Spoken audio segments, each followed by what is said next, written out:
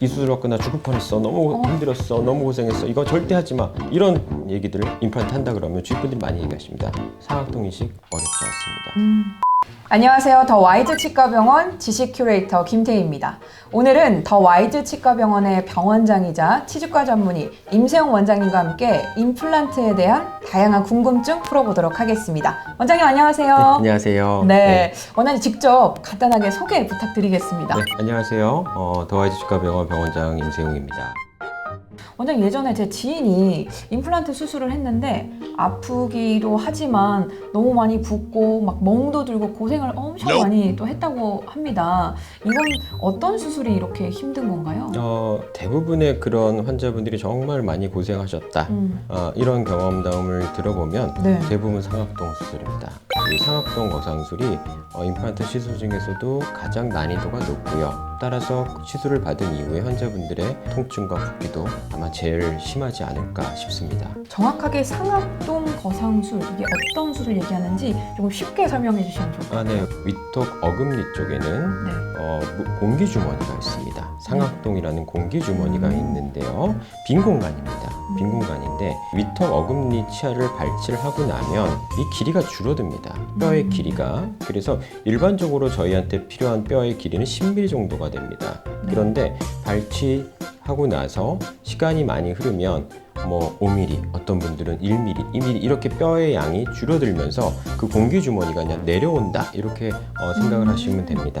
상악동 거상술, 이름도 좀 어렵지만 듣기만 해도 좀 힘들 것 같다라는 생각이 드는데요.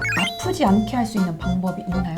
네, 그래서 이렇게 상악에 뼈가 부족하게 되면 이 부족한 뼈를 극복하기 위해서 상악동 거상술이라는 걸 하게 되는데요. 네. 이 거상술이 뼈가 양이 보통 5mm 이하가 되면 측방 거상술이라는 걸 하게 됩니다. 이 측방 거상술이라는 것은 잇몸 옆쪽으로 뼈를 따서 들어가게 됩니다. 자, 이렇게 되면 옆으로 측면으로 접근을 해야 되기 때문에 네. 잇몸을 많이 열어야 됩니다. 잇몸을 많이 열어서 노출을 시키고 그리고 나서 거기다 뼈 이식을 하게 됩니다. 상악동 내에. 자, 이런 시술은 아무래도 시간도 많이 걸리고요. 시술 후에 어떤 후유증, 감염 이런 위험성도 높아지고요.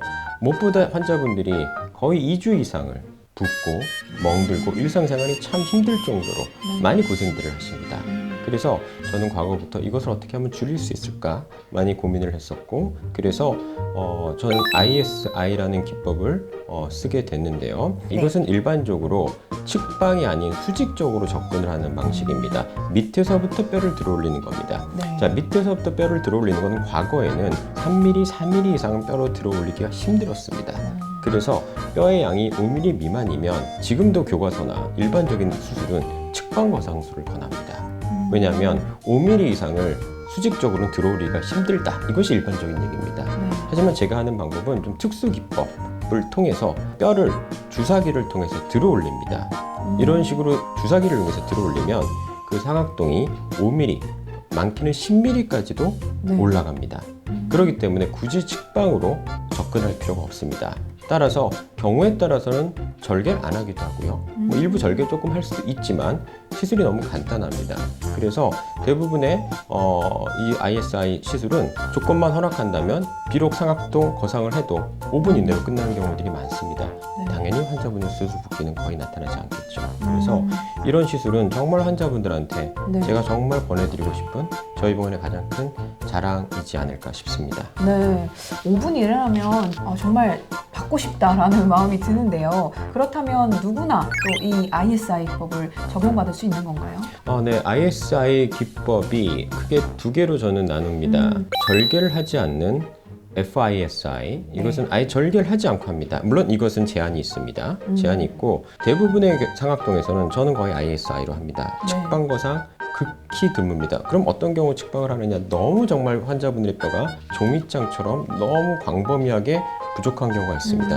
이런 경우는 동시에 임플란트를 할 수가 없습니다. 뼈가 1mm도 안 든다면 도저히 임플란트를 할 수가 없어요. 이런 경우는 저도 측방으로 먼저 뼈 이식을 하고 6개월 정도 추후에 임플란트를 시술하는 경우가 아주 극히 드물게 있습니다. 하지만 저희 병원의 통계를 보면 거의 90% 이상은 측방 거상을 하지 않고 ISI로 환자분들의 부족한 상악동 극복을 해야 됩니다. 지금 말씀을 들어보면 정말 극히 일부의 사례를 제외하고는 대부분 ISI로 적용을 좀 받으시고 환자분들이 수월하게 이렇게 진행을 하신 것 같은데요. 가장 기억에 남는 혹시 환자분 사례가 있으실까요? 네, 한 10년 전쯤이었습니다. 저희 병원은 이제 거의 개업 초기에 오셨던 젊은 여성 환자분이셨습니다. 20대 때 오셨었는데 젊은 환자분인데도 불구하고 남아있는 어금니 쪽에 뼈가 1mm 정도밖에 없었습니다. 그래서 환자분께서 이제 정말 많은 병원을 찾아다니셨더라고요. 그래서 상당수의 병원은 뼈가 너무 없으니까 임플란트도 못한다. 그래서 그냥 앞뒤 깎아서 브릿지를 하자. 이런 권유를 받으시기도 했고 그래서 환자분이 대학병원까지 찾아가셨습니다. 그래서 대학병원에서는 임플란트 가능하다. 하지만 전신 마취를 해야 된다. 그래서 뼈가 너무 없으니까 많은 뼈를 이식을 해야 되고 그러려면 환자 본인의 뼈가 좋으니 전신 마취라고 엉덩이에서 뼈를 띄자. 그래서 엉덩이에서 뼈를 띄고 그리고 먼저 측방으로 이식을 하고 그리고 6개월 정도를 기다려서 임플란트를 신고 2차 수술을 통해서 한 1년 이상 아마 걸릴 거다. 이런 설명을 드렸었고 사실 결정하기 쉽지 않죠. 전신 마취를 해서 엉덩이에서 뼈를 띈다. 그 결정하기가 쉽지 않았고 또 게다가 측방 수술까지 하면 정말 그 수술 과정이나 너무 힘듭니다. 그래서 환자분께서 결정을 하지 못하시고 저희 병원에 찾아오셨어요. 그래서 저는 일단 환자분이 뼈의 양은 좀 1mm밖에 없었지만 뼈의 단단하기가 나쁘지 않았고 나머지 잇몸과 이런 모든 조건이 좋았습니다. 제가 환자분께 이거 한 번에 수술 끝낼 수 있고 국소 마취로 엉덩이 뼈 필요 없습니다. 좋은 인공뼈를 쓰면 됩니다. 좋은 인공뼈를 써가지고 그러고 절개도 필요 없습니다. 그래서 수술 시간은 거의 10분 정도로 끝나실 겁니다. 환자분 처음에 안 믿으셨어요. 그럴 것 정말로 같습니다. 가능해요 그게? 그래서 정말 거의 10분 정도 이내로 환자분을 동영상에서 보시다시피 절개를 하지 않았습니다. 조그만 구멍을 냅니다. 주사기로 막이 있습니다. 그 얇은 막을 찢어뜨리지 않고 들어올리는 게 정말 기술이거든요. 그래서 이렇게 1mm밖에 없으면 10mm를 제가 올려야 됩니다. 이렇게 10mm를 올리는 것은 과거에는 이렇게 수직적으로 불가능하다고 했습니다.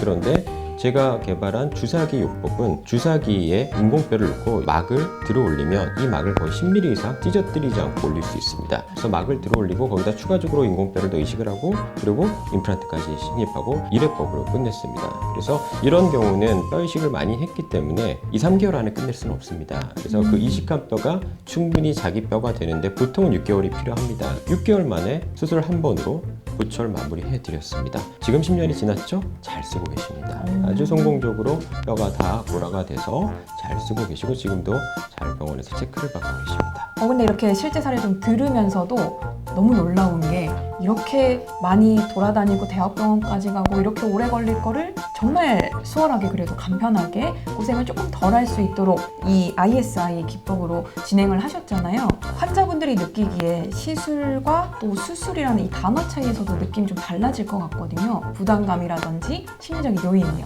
어떻게 보시나요? 시술인가요? 아니면 수술로 좀 볼 수가 있을까요? 엄밀하게 임플란트는 수술이라고 저희가 많이 표현을 합니다. 그런데 발치가 수술인가요? 시술인가요? 발치를 저희가 수술이라고 하진 않는 것 같아요. 그죠? 저는 대부분의 임플란트 수술이 발치보다 대부분 더 환자분이 훨씬 더 부담이 덜하다고 생각이 됩니다. 네. 실제로 해보면 이를 뽑은 경우가 좀 더 아프지 임플란트를 하고 나서 그렇게 많이 아프지 않습니다. 이렇게 뼈이식이나 이런 경우를 하는 경우도 이런 특수 기법들을 사용을 하게 되면 환자분이 사실 대부분 발치한 것보다 쉽다고 생각을 하시거든요. 그래서 저는 글쎄요, 굳이 제 생각은 시술이라고 생각하고 오셔도 됩니다. 임플란트 수술 그렇게까지 생각 안 하셔도 될 것 같습니다. 그냥 이 뽑는 거가 더 쉽다, 임플란트 간단한 시술이다, 이렇게까지도 환자분들이 생각하시는 것이 저는 좀 더 좋지 않을까 생각이 듭니다. 그 정도로 간편하다, 수월하다라고 기억을 해주시면 될 것 같습니다.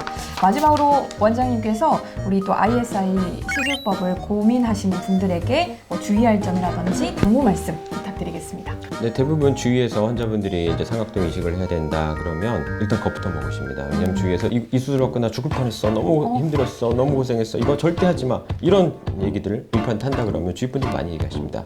삼각동 이식 어렵지 않습니다. 그렇게 붙지 않습니다. 걱정하지 마시고 저희 병원에 내원하시면 좀 더 편안하게 성공적으로 상악동 이식을 통한 임플란트 수술을 한 번에 해드릴 수 있습니다. 원장님 말씀 들어보니까 임플란트가 그렇게 어렵고 고생스러운 수술도 아닌 것 같다라는 생각이 좀 듭니다. 자, 지금까지 더 와이즈 치과병원 치주과 전문의 임세홍 원장님과 함께 임플란트 특화 기술 ISI에 대해서 알아봤습니다. 원장님 고맙습니다. 감사합니다.